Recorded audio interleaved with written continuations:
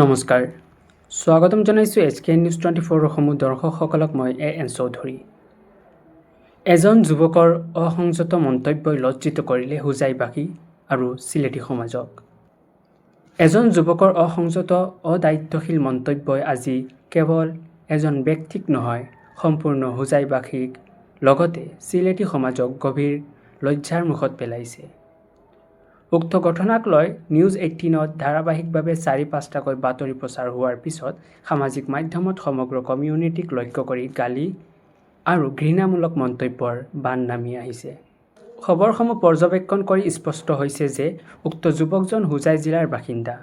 কিন্তু এজন ব্যক্তিৰ অপৰিপক্ষ আৰু অসংযত আচৰণৰ দায়িত্ব সম্পূৰ্ণ সমাজে কিয় বহন কৰিব লাগিব?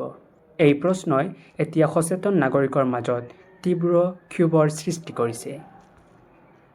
স্থানীয় সচেতন মহলৰ মতে, আৰম্ভণিতেই সমাজ আৰু ওচৰ চুবুৰীয়াই এনে অমাৰ্জিত আচৰণৰ বিৰুদ্ধে কঠোৰ স্থিতি ল'লে আজি এনে পৰিস্থিতিৰ সৃষ্টি নহ'লেহেঁতেন।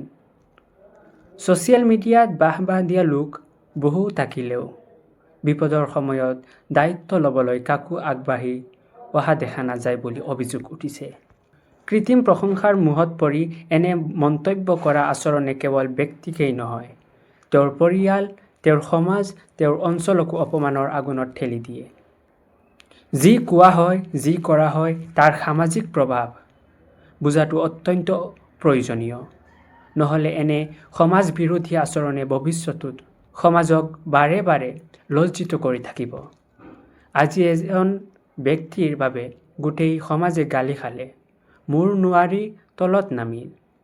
এতিয়া প্ৰশ্ন উঠিছে, এই যুৱকজনে এই দুখ, এই কোপ, এই লজ্জা সঁচাকৈ অনুভৱ কৰিছে নে নাই? আপোনাৰ মতামত জনাওক কমেণ্টত।